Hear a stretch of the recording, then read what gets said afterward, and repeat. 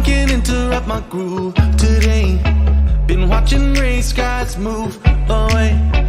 I just don't think that I can lose, and I might just take a cruise and let the sunshine play. Something more, something new, something you get a...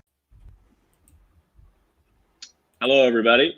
I'm Rob. We're here with Drew. Very excited about our guest. We have Byron, the Model Maniac, host of Back Nine Bets.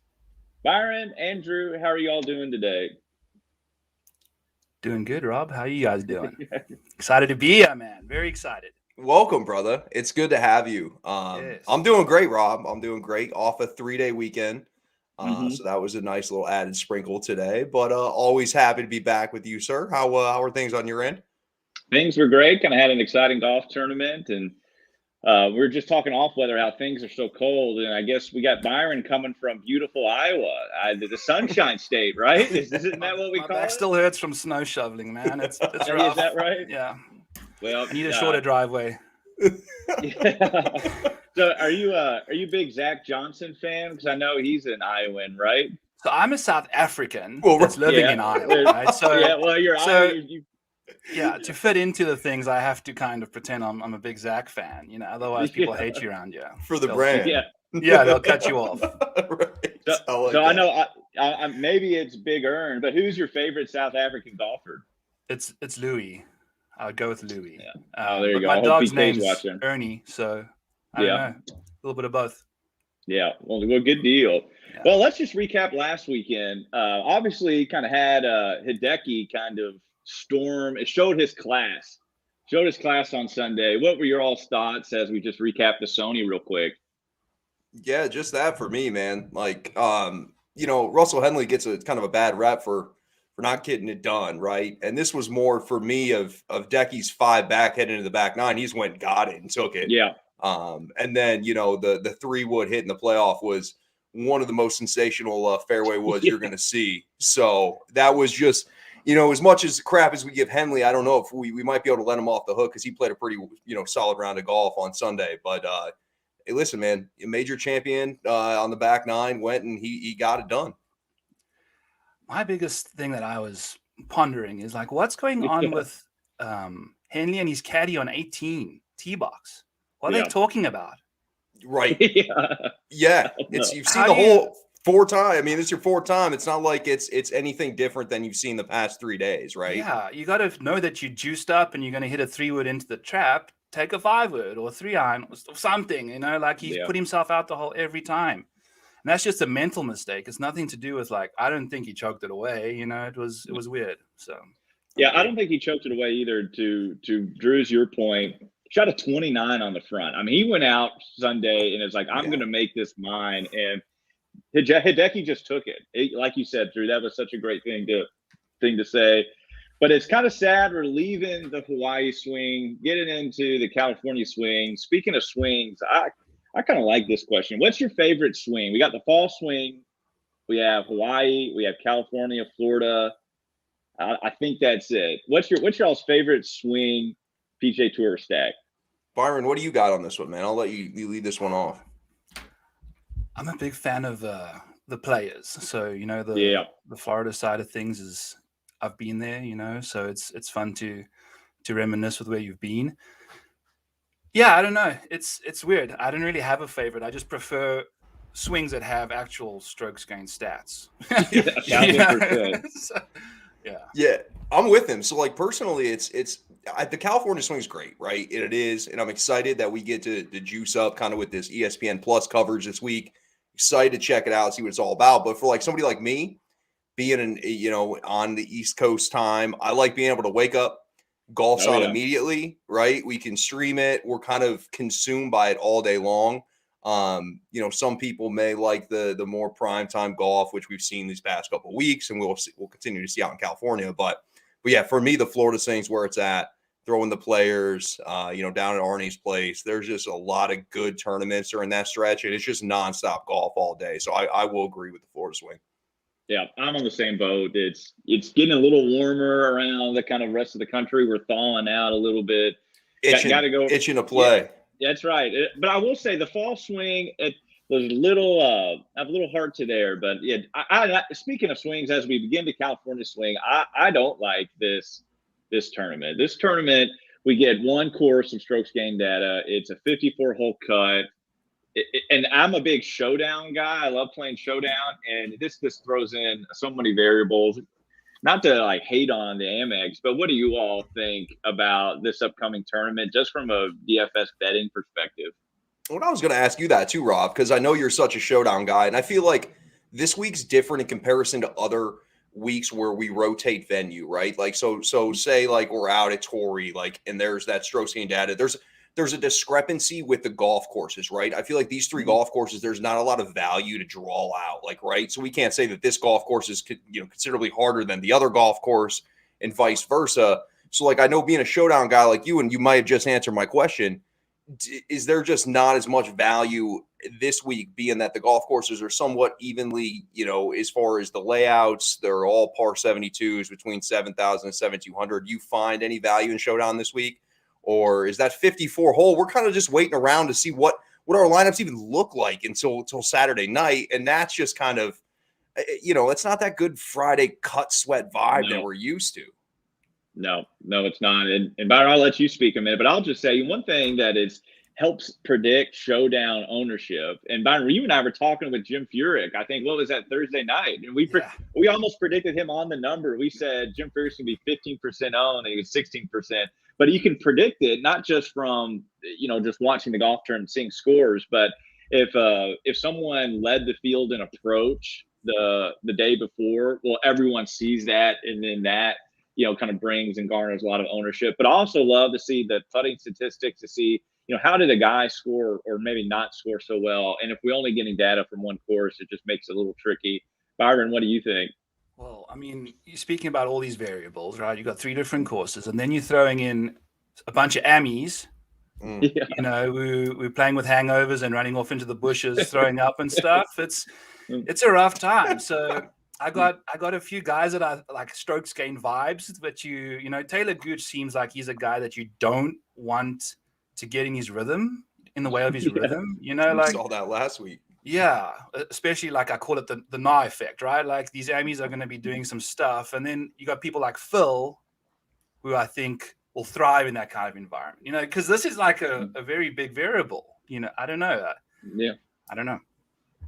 Yeah, and I'm glad you mentioned Phil. We're going to talk about him in a second. He has a mixed bag here, but yeah, go ahead, Drew. Yeah, no, the AM perspective certainly interesting, because so it's basically essentially going to be two pros, two AMs, each group for the first 54 holes. Lots of extra stuff going on. And it's surprising because Phil's actually done a relatively good job of, we can kind of comp this as far as an AM style over to what's happened at Pebble. And some guys are great with it. Some guys aren't, right? Like, and you can kind of somewhat pinpoint out guys that you think might not be as good with it, because typically when we're talking pro-ams, this is something that these guys get out of the way Tuesday or Wednesday, and then it's just them going to business. Now this has become 3 of your 4 days of your routine.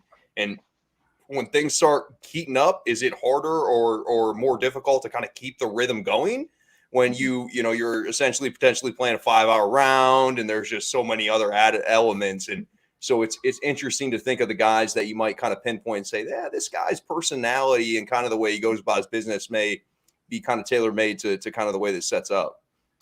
I'll give you all a showdown narrative to look out for. And Byron, you brought up a good point. Just got to consider the amateurs. I think the amateurs are going to take things so serious on Thursday, Friday, and then when they're out of it, they're just going to say, screw it. And so I don't know if you all ever played. Drew, you probably have, and Byron, you too as well. But, if you play like at a club event, your club championship or something like that, the first couple rounds, 1 or 2, you're like lining up putts. And then after you've shot a 94, the next day you're like, I'm getting beers, fuck it. I'm doing that. I think so. Maybe Gooch on Saturday, when his amateur is likely way out of it and more will speed up and not trying to act like a pro the first 2 days, Gooch, for labeling it down, is a weekend lock in showdown. Yeah.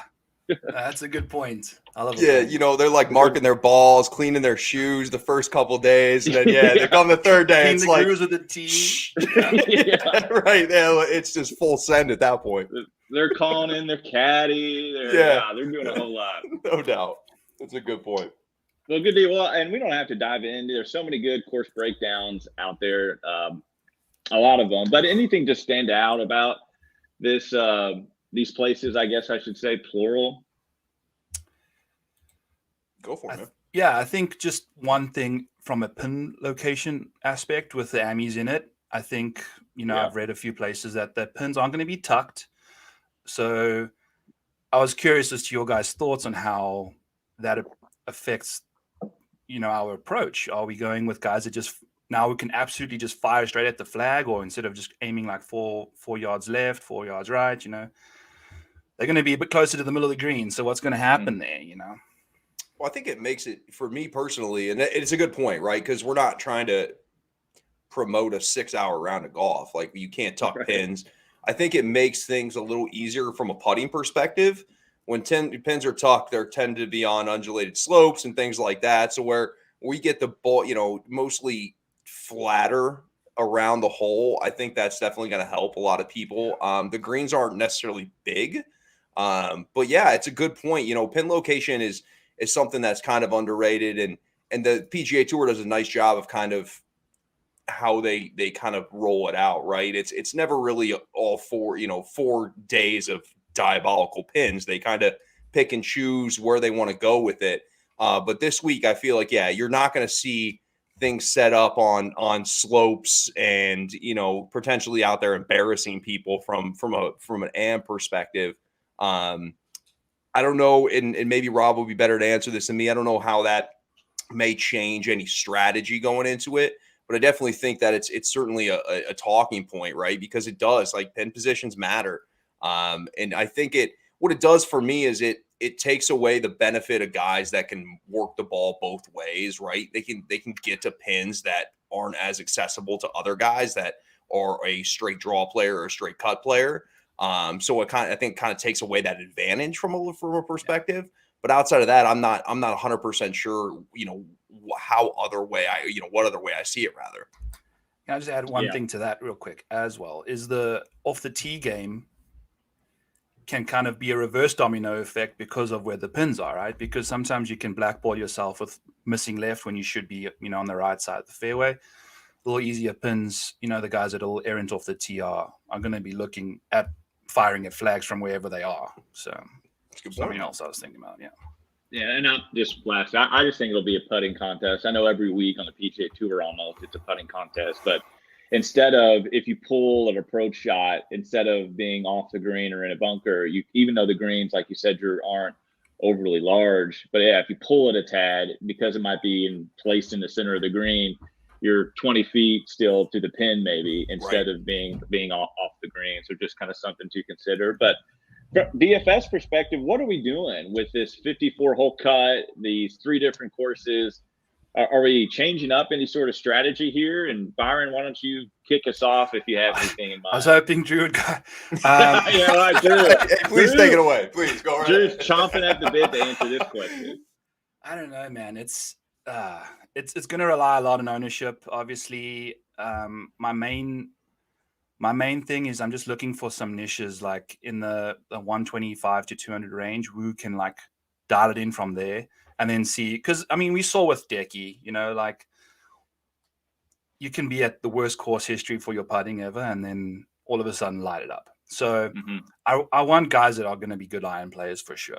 I want them super saucy, and then go from there. Kind of that my primary ball striking phenoms, and then I don't know, risk it with a few guys who don't have that consistent putting but can flash. No, it's a good point. And that's the weird thing about it is like, so we talk so much about course history, and I think this shows the volatility that putting is, right? Somebody can have terrible course history on the greens, and that can just change in an instant. To where, and we talk about it a lot, it's very easy, I think, to change over and have a more successful week on the greens than it is to completely revamp your approach game, right? Your ball striking is what it is. You're not going to completely reverse it. It's interesting this week because, again, it's definitely, of course, it's going to be a putting contest. I've kind of picked guys that may have bad course history tendencies, and you know what, that may or may not be the right way to go about it, but it's one way to be different. I also think that, to your point, ownership is going to be very important, if not more important than normal weeks this week, because of the variance of golf courses, the 54-hole cut. So it just adds some elements, but it also, and I've seen other people say this, it doesn't give you like the normal path. Like, it doesn't say, hey, here's the way that you need to go approach this week. You got to kind of figure out that way, because I feel like everybody kind of sits here like we do. And Rob says that this might not be his favorite week. And I tend to agree, but everybody's kind of sitting here like, okay, well, we don't necessarily like this week, but what can we do to kind of give ourselves an advantage this week? And I don't necessarily know maybe what that is right now. But I feel like it's not just the three of us that are sitting here saying, hey, look, this week's a little different. And it's shown this has been a very, a more difficult tournament to handicap, even more difficult than last year when they were running with 2 courses and no pro-am. So you add in that third course, and it's just an added variable. Yeah. And ownership, like, how do we get an advantage? Drew, you're talking about, how do we get it in DFS? Well, how we get an advantage is, finding flaws in the community, unfortunately, not the community just on Twitter, but just the community is who else is in our DFS contest. It's playing our opponents. We're not just playing the DK lineup.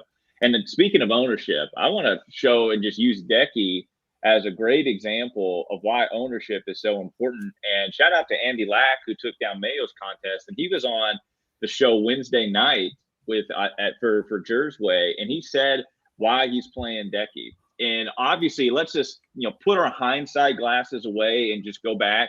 And we had Sung Jae, we had Webb, we had Corey. Corey played well Sunday, but those other 2 guys all priced right next to Decky. And yeah, the majority of people would take Webb in a head-to-head against Hideki going into that tournament last week, considering that Hideki didn't play that well at Kapalua, XYZ. But DFS is not so much, again, betting. And so what he and Andy was saying is, gosh, the ownership of a high, like 28% Webb versus an 11% Hideki, do we think like Hideki is 4 times more likely, to beat Hideki? Hideki's a Masters winner. And so there's that leverage option just with the flaw of groupthink and people bias because Hideki haven't played that well, didn't have the greatest course history, and he goes and kind of wins the event. And good job, Andy Lack, for taking down the GPP. A great example last week of why ownership is so important, because if we didn't have those projections, I don't know, and Andy probably would tell you the same thing. He probably wouldn't have landed on the Decky there.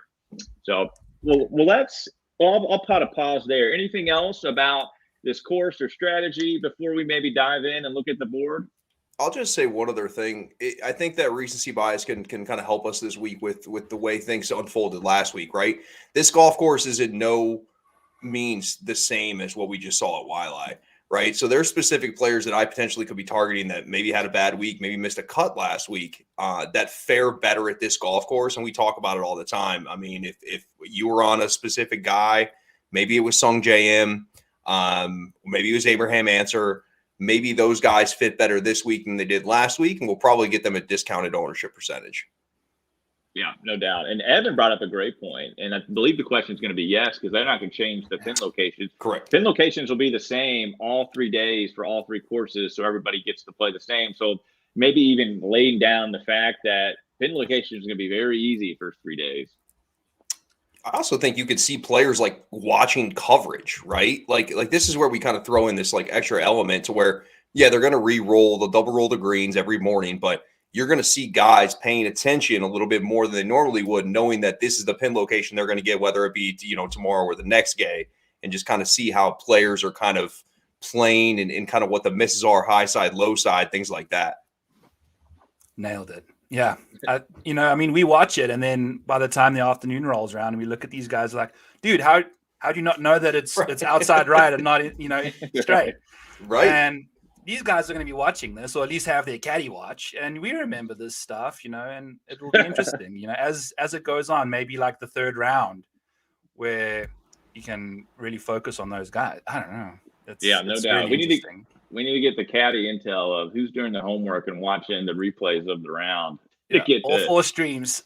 That's right. Yeah, all 4 streams. All right. Well, let's take a look at the board, and because there's more information, and it's kind of where everybody starts at the top. So let's go to Finau up to Rahm. That's only 4 golfers, but maybe if Byron, why don't you lead us off if you don't mind? Who's kind of grabbing your attention, or maybe not grabbing your attention up near the top of the board there? Yeah. So I would like to chat to you guys about Rahm and Finau.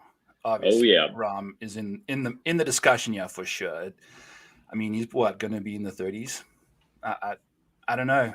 I don't know, because he's so good. Like in my model, he's just a million. He's like so much ahead of everyone. Oh yeah, he's so consistent, and he makes so many birdies, and he just does everything right. You just know he's going to be there. And then I guess to jump off him, Tony Finau. I think I did a thing where I like check my boxes, and he checked all 4. He's in the same situation as Rahm, par 5 scoring, birdie making, off the tee and approach game is just critical for him. And I think a lot of people are going to be fading him maybe because of his flat stick, the putter, and he's amongst some studs up there. He's I don't think if you would list the top 5 golfers in this field, you put Tony 4th. I don't know. What do you think? I agree. Recent form. Yeah. I agree. So, like, just to hit on the Rahm point real quick. I mean, strokes gained data tells you like Rahm is he's just the heads. I mean, he's just way better than everybody, right? And so, and we had Andrew on last week, and Andrew from FanShare Sports made a great point. It's rare rather that the top price guy is the highest owned guy, and you could make the case that should be the case for Rahm, right? I mean, there's everything's telling you to play him. To your point, it's interesting. So Finau lost over 2 strokes on the greens at Century.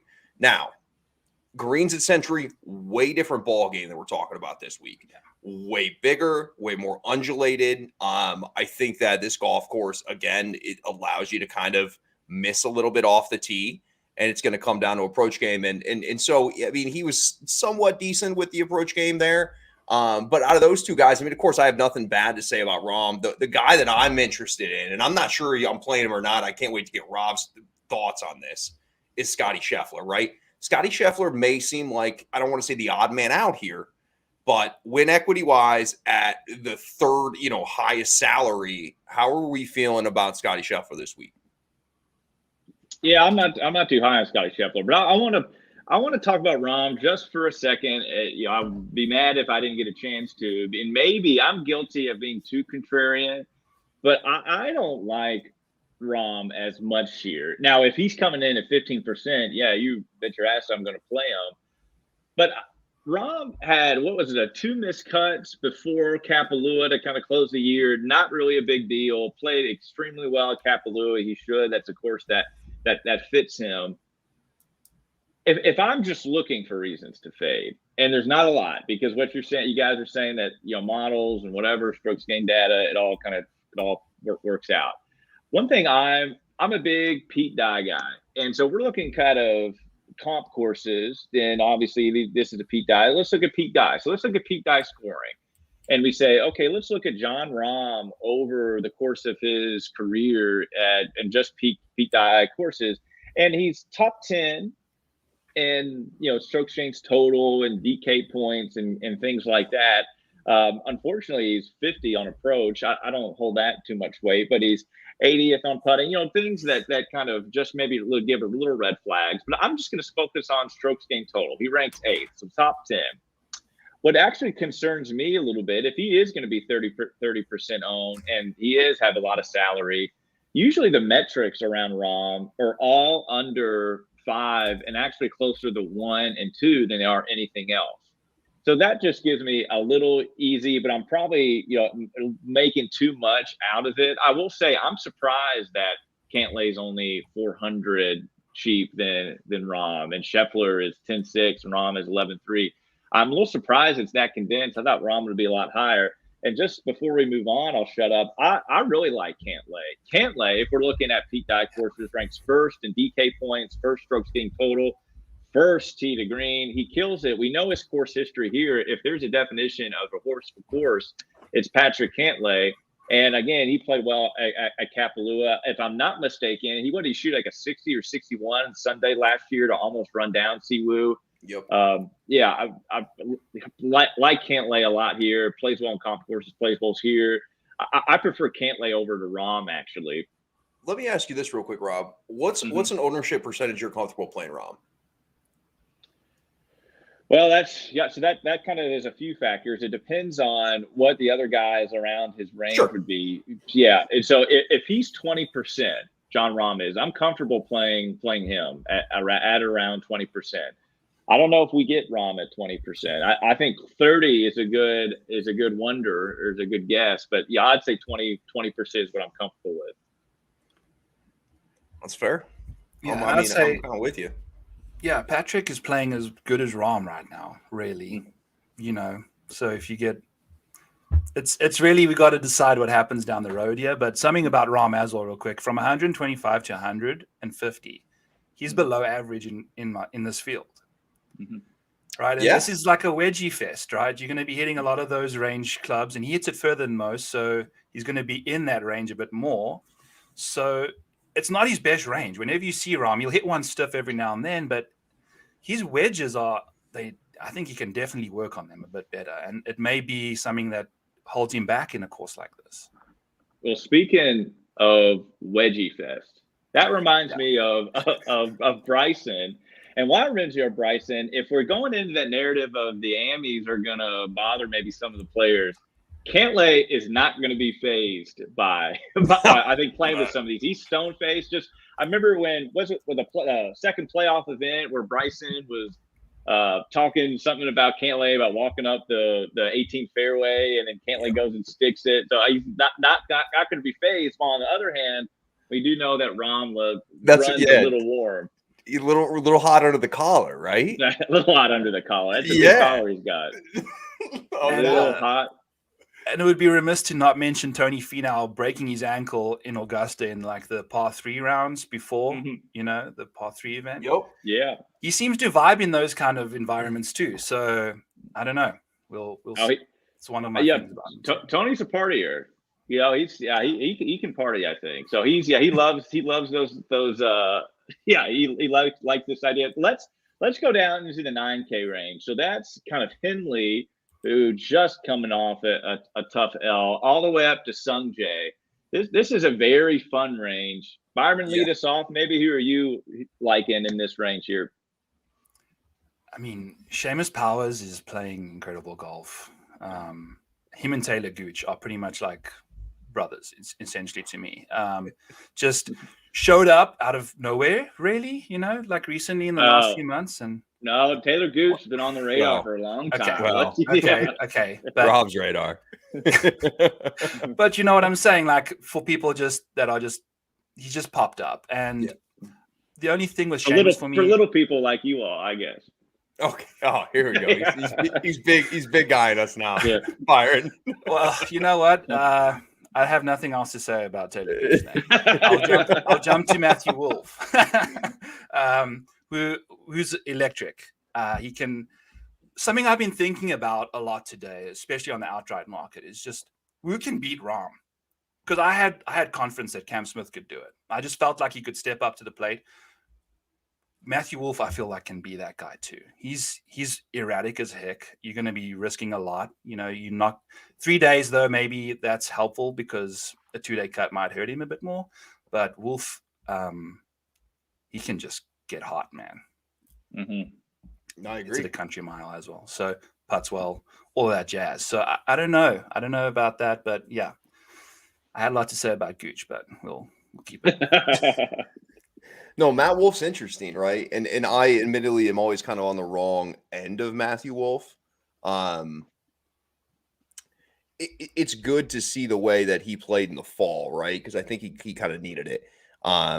He had some success in the majors, but before that, I mean, the swing was completely lost. The golf swing itself, I think one of the things I'll say about Matt Wolff from a kind of a golf swing perspective is when things get out of sequence and he gets the club in the wrong position, it's really, really hard to get back because it's not as subtle as other players where it's potentially a ball position issue, things like that. Like if things get going in the wrong direction with the kind of the places he has the club throughout the golf swing, it's interesting. I think Matt Wolff is one a favorite of most everybody. I think, you throw in the element of what happened with mental health, and I think I think he's always kind of a popular player, which I'm not saying is a bad thing.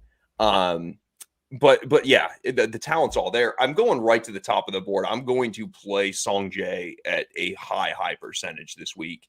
And this is hopefully a guy that I catch at somewhat of a lower ownership after missing the cut last week. So the thing that I like about Sung Jae is, one, course history is great here. We can talk about strokes gained data till it's blue, but we know he's just a phenomenal ball striker. So I like him in this range. He's where I'm going to start right at the top. He's probably where I'm going to start lots of lineups in general. If you want to just kind of start in this 9,900 or 9,000 range, he's a good starting spot. And then I'll drop down to Will Zalatoris at the bottom half of the 9K range. Of course, he has no course history here. This is going to be the first time he's played the Amex. But a guy that we talked about, just all he has to do is find the putter. I mean, the consistency is there, ball striking wise. It just is. And so I will go the top half of this range at 99 with Sung Jae, and then I'll probably back it up with Will Zalatoris. But I mean, this is probably, when you look through the board, and Rob will say 6K, of course, but this is probably, I think, the most intriguing spot to which one of these one or two guys do you pick to kind of roll with DFS wise? Yeah, well said. And I like Sung Jae a lot. Bounce back spot, has played well here, plays well in comp courses. I'm so thankful that he missed the cut last week for this week. Yeah, I lost money on him, but that will give a big ownership discount. If he finished 10th, he'd be one of the highest owned guys. Wolff, here's my thoughts on Wolff. I think he's going to be one of the highest owned guys in the field. He's trending that way. He's on everybody's card right now. I am praying that he has unfortunately for you, Byron, I'm praying that he does not play well here, so I can get him next week at Torrey, which I don't know who's in the field. I hope so. He played well when the U.S. Open was there. I think he's a much better fit at the Farmers than here. And I would love a better ownership number, or maybe a better number on him next week. His length's going to be way more of an asset next week as compared to this week. Yeah. So let's we got to speed this up because we're running low on time now. 8K range, another fun range. So we're all the way up to Luke List, Gross. Down to Luke List, Gross, all the way up to Tringali, the Triangle. Byron, lead us off. Who do you like in that range? Carlos Ortiz is my guy. I like him a lot. Coming off an injury, he's been out of sight, out of mind. Last time he pegged it up was a second in Mayakoba, right? And he does everything I'm looking for a guy here. He's incredible off the tee. Well, he's not incredible, sorry. He's just super solid. Off the tee, par fives, and he's a birdie machine. So he just checks all the boxes, super solid. I think people are going to brush over him a little bit. There's some Siwoo and Jonathan Vegas around him. Carlos is my guy. I like him. Love it. What about you, Drew? Which one guy you like in this range? Yeah, I'll go with Bez. Kind of a bounce back last week. A fellow Iowan, right? For Byron? Christian Bezuidenhout. Yeah. AKA Rambo. I mean, just a lot to like about him. He actually had a really, really nice weekend at Waialae as well. I think name recognition goes into a lot of what we do. I know that some people have all the strokes gained data, but I don't think he's as big as a household name as his ownership percentage may reflect come Thursday. So I will go with Bezuidenhout there at 8,700. Love it. I'm going to give you 2 words, 1 flower, and that's Justin Rose. I'm hoping his ownership comes in between 10 to 12. If it does, he might be my highest owned golfer, depending on ownership. Love scary. Justin Rose. Yeah, he finished the year pretty well. Plays well at comp courses. Speaking of Pete Dye, ranks 4th in the field in strokes gained total at Pete Dye. Pete Dye, a lot of tough sight lines. Pete Dye loves playing tricks on you off the tee. Justin Rose ranks 2nd in the field in strokes gains off the tee at Pete Dye courses. Really big JR guy this week. Good luck to the Rosers. All right, 7K range. Getting a little big here. Who are we leaning on a Monday evening in the 7K range? The Maniac, lead us off. It's Hayden Buckley, Alex Smalley, and Tom Hoagie. They're all in that little bottom of the 7.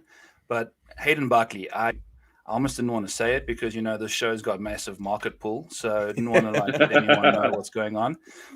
But man, he's been playing well, dude. He's incredible right now. He's one of those KFT guys that's just coming onto the scene, and he's just got it all. He's got such a well-rounded game. $7,200.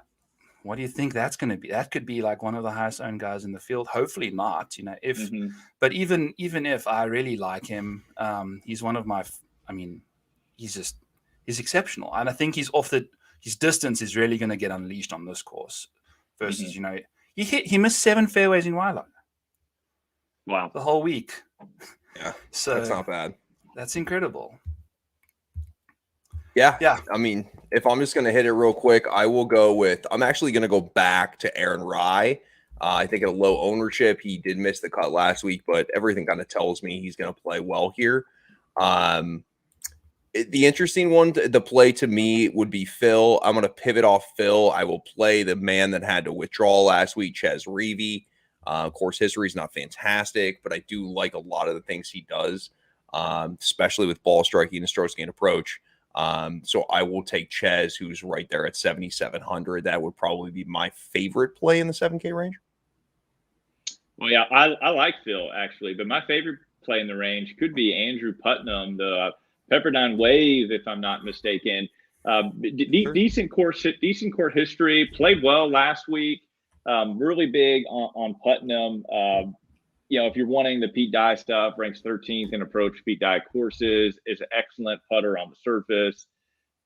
Andrew Putnam. Yeah, I'm a little worried he'll be kind of highly owned, and if he's coming in at 16% or more, you're out. May have to kind of may have to change that up. But coming into #BlatantGolf, coming into the sicko range where we love this range, the 6K. Who are some sleepers for this week? Who's going to surprise us? Byron, lead us off. James Hahn, Sam Ryder. I think Ryder, barely know her. Yeah, and he's around the green game is disgusting. But everything else is beautiful. And I mean, he made the cut in Waialae, and he's, you know, every now and then he pops up on the birdie tweet thing there, the PGA birdies, and he makes a lot of them, you know. So he's a fun guy to support. And then James Hahn is just going to be the most casual, easy-going guy, just walking down the fairway, just making his birdie, talking to his Amy, just saying, you know, stick it inside of me, I'll give you $100. I don't know, whatever. But big fan of James Hahn. Nice. The Hahnster. Yeah. I like it. So the two guys, I'll go with Theegala. Decent week last week. Showed some signs. My favorite probably play in the 6K range is Duff Daddy. Jason Duffner does a lot of the things that we like. Like, you know, he's great off the tee. He's great with the approach. We know that sometimes it's like he's putting with a shoe. Hopefully it's not the case this week. But I do see a lot of value in Jason Duffner. I think he's what, 6,600. He's got to be my favorite 6K guy there. I know this is your honey hole, your sweet spot here, Rob. What do you got for us? Yeah, I got 4 guys, and not one of them is not Dylan Wu. He almost made the cut. Wu played well last week. But anyway, Zach Johnson missed the cut last week, but gave it a big for the people. Gave it a big Friday charge. I think he closed with five birdies to finish 4 under par, and I think shot 6 or 7 under. Don't quote me on it, but Zach Johnson, like going back to the well on him. Wyndham Clark, the big hitter, Wyndham Clark, actually plays well at some Pete Dye courses, especially around the green. Not so much maybe tee to green, but I like Wyndham Clark here. Snedeker is very interesting. Snedeker, traditionally for his career, has done it with the putter. I'm hoping that his approach game turns around. Showed some life last week. Keep an eye on Brandt. Really like him. And then finally, Byron, your countryman, Dylan Fratelli. Really like Dylan Fratelli. Big hitter again. Pretty decent with some wedges. I think Dylan's a partier. I mean, Byron, you said off air, you know Dylan Fratelli better than his own mother. What do you think about him this week? Well, I tell you, if that's the case, I'm his dad. But I mean, he's just the kind of guy that you're looking. I mean, South Africans always show up to the party, so he's a very Always. outgoing guy. When I was watching coverage back home in South Africa, he came on air actually and spoke with the commentators for an hour. Super knowledgeable, super personable. I think he's going to just gel into with his Ammies, and it's all about the Ammy aspect for me. Yeah, so I think Dylan's going to do great. I mean, he shows up. I don't know if the event's big enough for him though. He likes to show up at the majors, most South Africans. So. Yeah. Well, at the Model Maniac, just guaranteed a Fratelli W. So I'm excited about that. That just reaffirms the purchase. Well, guys, anything else before we wrap up and put this to bed on a Monday night? Byron, appreciate you coming on with us, man. It'll be good. I'm telling you, man. I look forward to this ESPN Plus coverage. I want to hear what you guys think. I hope it's awesome. I think, again, anything like that can help kind of like promote the game a little bit and help grow it, then we're all about it. So I'm looking forward to it. No, absolutely. Right. Looking forward to it. Thanks for having me on, guys. I've learned so much from y'all, and it's always fun doing this. Appreciate you, man. All right, guys. Well, enjoy the rest of your week. Good luck this weekend. Let's make a memory. All right. Cheers, guys. Thanks for listening. Cheers.